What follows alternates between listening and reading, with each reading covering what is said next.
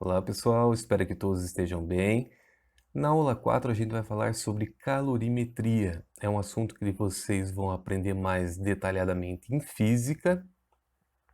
Só que é interessante a gente já fazer uma introdução nesse momento para que vocês posteriormente se lembrem de fazer uma associação com a química. Depois em física vocês vão aprender termofísica. O próprio nome já diz, está completamente associado com a termoquímica que a gente vem aprendendo. Então a gente viu que a variação de entalpia simbolizada pelo ΔH é uma propriedade que indica a energia que é transferida na forma de calor pelo sistema a pressão constante. O ΔH a gente consegue calcular por meio dessas equações. Entalpia final menos a entalpia inicial é igual ao calor medido à pressão constante. Ou, no caso de processos químicos, a gente pode falar que a entalpia final corresponde à entalpia dos produtos e a entalpia inicial corresponde à entalpia dos reagentes. Logo, fica entalpia dos produtos menos entalpia dos reagentes. A questão é a seguinte: teoricamente, a gente consegue calcular por meio dessas equações, mas como a gente consegue experimentalmente obter a energia que é transferida na forma de calor por um sistema? Como a gente consegue calcular a energia absorvida ou liberada por um sistema? É isso que a gente vai aprender, a gente vai ver uma introdução a respeito disso nessa aula. Então, o calorímetro é um instrumento utilizado justamente para medir o calor que é absorvido ou liberado à pressão constante. Então, a gente tem aqui uma figura de um calorímetro caseiro, bem simples, justamente para que a gente consiga compreender o funcionamento de cada uma de suas partes. Perceba que existe uma caixa de isopor e ela serve para minimizar as trocas de energia entre o meio interno e o meio externo. Existe um becker, esse becker contém água, parcialmente submerso na água contida no becker existe um Erlenmeyer. Um termômetro está em contato com a água do becker e existe um agitador. Esse agitador é justamente para fazer com que a energia distribuída na água aconteça de forma uniforme. Por quê? Para que a gente consiga medir a temperatura em cada um dos pontos, em qualquer lugar aqui no corpo do líquido em azul, e essa temperatura seja a mesma. Então, o agitador nada mais é do que para uniformizar a temperatura, para que a gente consiga medir em qualquer ponto do becker a mesma temperatura. Notem que, como a gente vem classificando o universo como dividido em duas partes, sistema e ambiente, aqui a gente vai continuar aplicando essa classificação. O líquido contido no becker, que normalmente é a água, vai ser o nosso ambiente, que vai estar envolvendo o nosso sistema reacional, envolvendo externamente. A água não está no interior do Erlenmeyer. E dentro do Erlenmeyer vai estar as substâncias que constituem o nosso sistema reacional. Perceba que o termômetro ele vai medir a temperatura, a variação de temperatura do ambiente. Isso é extremamente importante. Outra coisa, mas não vai ter trocas de energia entre a parte interna e a externa? Vai existir. Só que como a gente está utilizando em nossos experimentos uma caixa de isopor, a gente vai considerar que as trocas de energia entre a parte interna e a parte externa do ambiente da caixa é tão pequena essas trocas de energia que podem ser negligenciadas. Mas não vai ter trocas de energia, por exemplo, o termômetro não pode absorver energia, o agitador também. Só que a gente vai considerar que essas trocas de energia envolvendo o agitador, o termômetro, a caixa de isopor, a parte interna da caixa, a parte externa da caixa, a gente vai considerar que todas essas trocas envolvendo essas partes são negligenciáveis. Então a gente vai assumir que só existe troca de energia entre o nosso sistema reacional e o ambiente, que nesse caso é a água. No início, o que a gente pode assumir é o seguinte: o sistema reacional vai estar em equilíbrio térmico com a água. Então, a temperatura do sistema reacional vai ser igual à temperatura da água que está envolvendo ele externamente ao Erlenmeyer. Só que no final, a temperatura da água, a temperatura do ambiente vai depender do que acontecer aqui dentro do sistema reacional. Se for um processo exotérmico que está acontecendo aqui no sistema reacional, o que vai acontecer com o ambiente? Vai esquentar.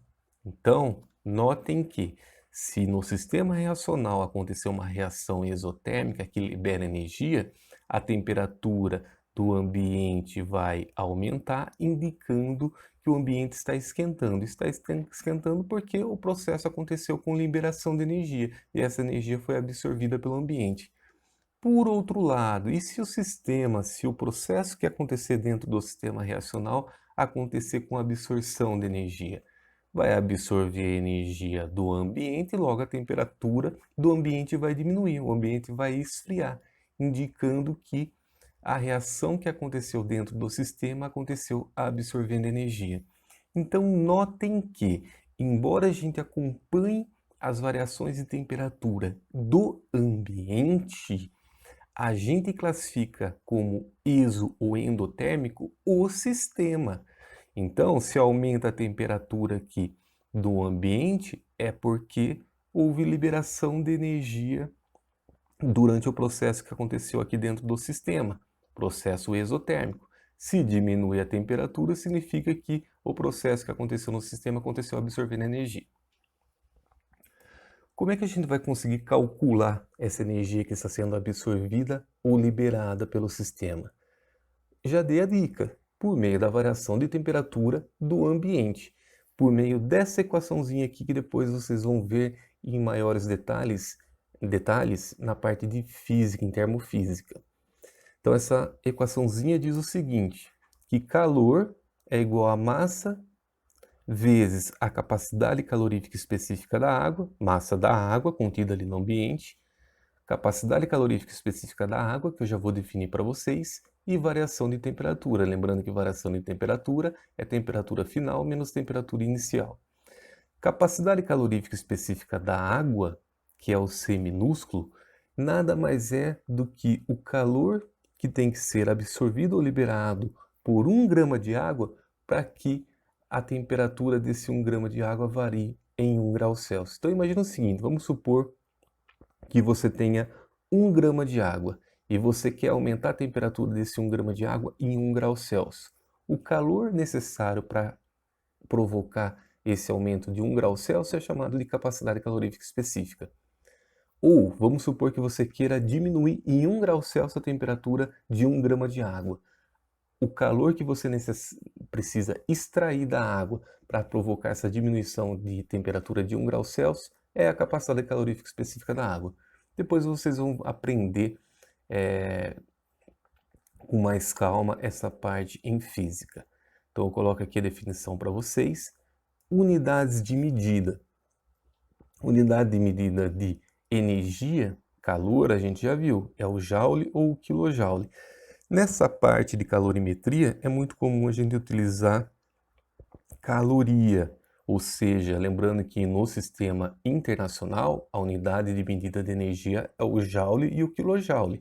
Caloria é utilizada no nosso cotidiano, quando a gente, por exemplo, olha o rótulo de um alimento, o valor energético desses alimentos estão em caloria.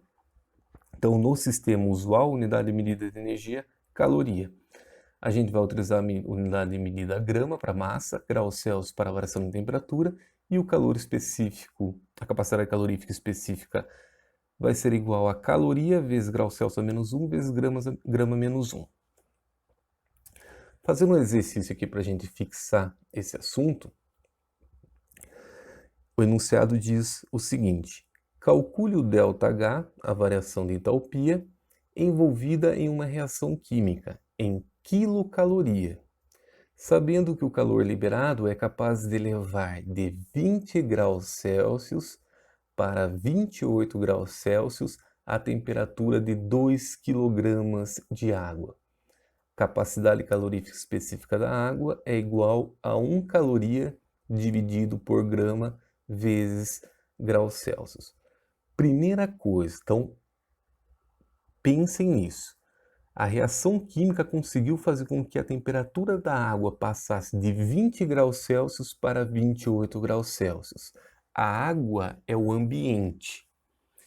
Então, significa que a temperatura do ambiente está aumentando. Aumentou por quê? Porque dentro do sistema reacional aconteceu um processo químico que liberou energia para o ambiente, provocando o aumento da temperatura. Logo, a reação química que está acontecendo ali no sistema reacional é classificada como exotérmica. O ΔH dessa reação química que a gente vai ter que calcular tem que ser negativo. Já coloca isso na cabeça de vocês. ΔH negativo, reação é exotérmica. Dito isso, vamos calcular então o calor. Aqui eu simbolizo para vocês o ambiente, a água. Parcialmente submerso nessa água estaria o nosso sistema reacional. Então, a temperatura inicial do ambiente é igual a 20 graus Celsius, está aqui no enunciado. A temperatura final do ambiente é 28 graus Celsius. A gente já consegue calcular a variação de temperatura, temperatura final menos inicial, vai ser 28 menos 20, que vai dar mais 8 graus Celsius, positivo. Teve um aumento de temperatura. Se fosse uma diminuição, daria negativo. A massa da água do ambiente é 2 kg e a capacidade calorífica específica da água é 1 caloria dividido por grama vezes graus Celsius. Para escrever em uma única linha, eu passei o grama e o grau Celsius para o numerador e inverti o sinal do expoente. Observação: capacidade calorífica específica está em grama, enquanto a massa de água está em quilograma. Então eu já vou fazer com que as unidades fiquem compatíveis. Eu vou converter 2 kg de água para grama. Basta multiplicar por mil, a gente vai encontrar 2.000 gramas de água. Substituindo esses valores na formulinha, que macete, calor é igual a massa vezes capacidade calorífica específica vezes variação de temperatura. O calor vai ser igual a 2.000 gramas vezes 1 caloria vezes grama menos 1 vezes graus Celsius a menos 1 vezes 8 graus Celsius. Detalhe, se fosse menos 8 graus Celsius, a gente substituiria menos 8 graus Celsius. Daria negativo o cálculo aqui. Não é o caso. Percebam que grama pode ser cancelado com grama e graus Celsius a menos 1 pode ser cancelado com graus Celsius. A unidade que sobrou é caloria. Como a gente está querendo calcular a energia em trânsito, o calor, a unidade que tem que sobrar realmente é a unidade de medida de energia. Significa que está certo o que a gente está fazendo. Fazendo a continha, 8 vezes 2.000 vai dar 16.000 caloria. Convertendo 16.000 caloria para quilocaloria, perceba o seguinte: como é que a gente faz para converter 2.000 gramas para quilograma? Basta pegar o 2.000 e dividir por 1.000.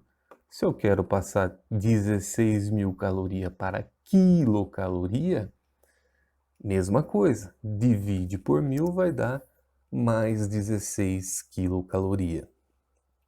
Detalhe, a gente chegou no final? Ainda não. Ele quer o ΔH envolvido na reação química, a variação de entalpia da reação química. O ΔH é referente sempre ao sistema. A reação está acontecendo dentro do sistema reacional. A gente calculou aqui o calor que foi absorvido pelo ambiente. Então, o ΔH não pode ser positivo. A gente acabou de falar no início do exercício que o ΔH tem que ser negativo, porque o processo é exotérmico. Então, na resposta, a gente tem que vir aqui e inverter o sinal do valor calculado. Ok, eu calculei o calor referente ao ambiente.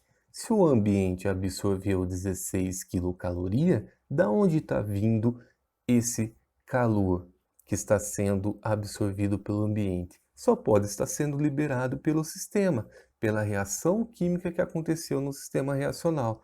Então, o ΔH é menos 16 quilocaloria.